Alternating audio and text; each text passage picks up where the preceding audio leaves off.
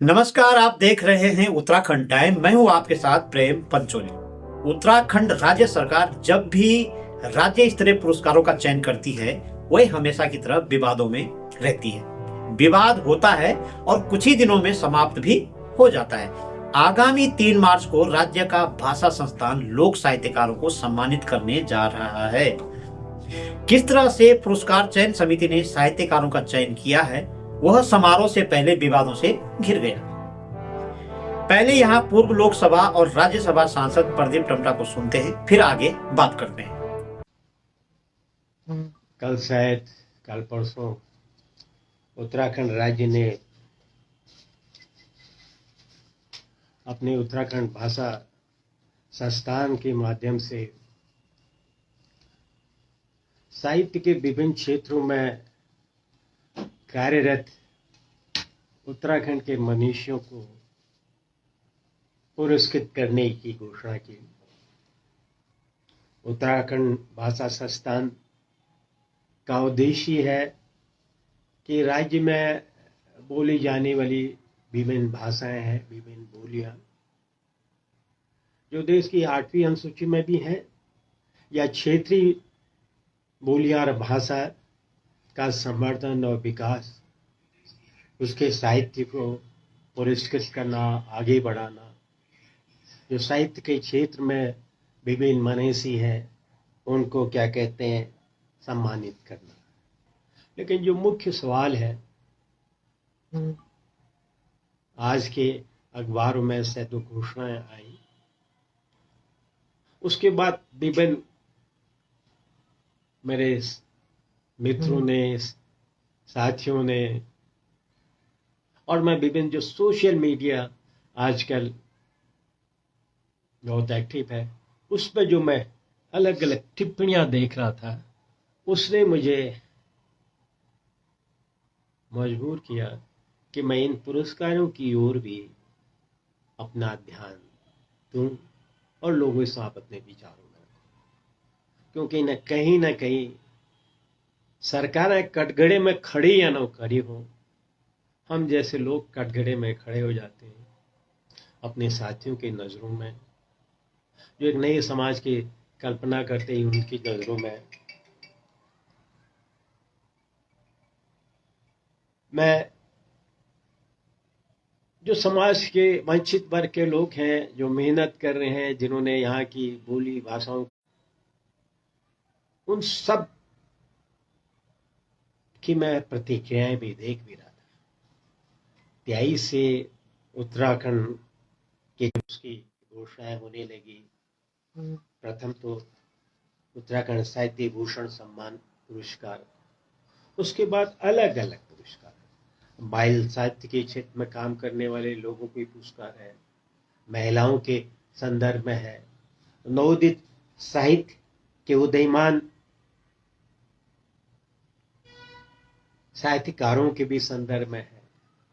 और कहा के संदर्भ में ये पुरस्कार आते हैं तो हम उस रोशनी में, क्योंकि कहा भी जाता है कि साहित्य समाज का दर्पण होता है। जो साहित्य लिखा जा रहा है उसमें समाज की झलक भी मिलनी चाहिए, उसमें सबकी आवाज, जो उत्तराखंड के मूल साथी हैं उनका स्वर भी दिखना चाहिए, उनकी आवाज भी दिखनी चाहिए। वरिष्ठ स्तंभकार आरपी विशाल अपनी फेसबुक वॉल पर लिखते हैं कि यह जो अवार्ड होते हैं, इनके कोई मानक तो होते होंगे। भारत रत्न, पद्मश्री इत्यादि बड़े अवार्ड से तो पहले ही विश्वास उठा हुआ था, लेकिन साहित्य, शिक्षा और सेना के क्षेत्र में मिलने वाले यह अपेक्षा रहती है कि उन सम्मान को निष्पक्ष और निर्णायक होना चाहिए। वे आगे लिखते हैं कि अब उत्तराखंड भाषा संस्थान ने जितनी कैटेगरी में अवार्ड घोषित किए हैं, संभव है वे इन अवार्ड हेतु काबिल हों, लेकिन उनके जेहन में अरुण कुकसाल, महेशानंद, मोहन मुक्त इत्यादि बहुत लोग आए हैं कि क्या वे डिजर्व ही नहीं करते हैं। कैसे मूल्यांकन हुआ है? महेशानंद और डॉक्टर अरुण कुकसाल की लोक भाषा, संस्कृति, शब्दकोश तथा साहित्य पर जो पकड़ है अन्य की भी होगी, लेकिन बहुत अधिक होगी ऐसा उन्हें कभी नहीं लगा।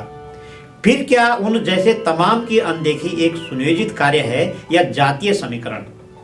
बहुत ही चर्चित साहित्यकार मोहन मुक्त लिखते हैं कि उत्तराखंड में घोषित हुए साहित्यिक पुरस्कारों के संदर्भ में पूर्व लोकसभा और पूर्व राज्यसभा सांसद प्रदीप टमटा को सुना जाना चाहिए।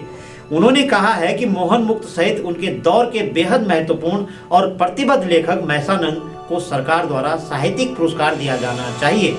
वे आगे लिखते हैं कि लेखन उनकी खुद की बेचैनी को अभिव्यक्त करने का जरिया और एक नैतिक दायित्व भी है। उन्होंने लोगों की पीड़ाओं, उनके द्वारा महसूस किए जा रहे अन्यायों और उनके मुद्दों पर जो कुछ भी लिखा है वह परेशान और बेचैन होकर लिखा है।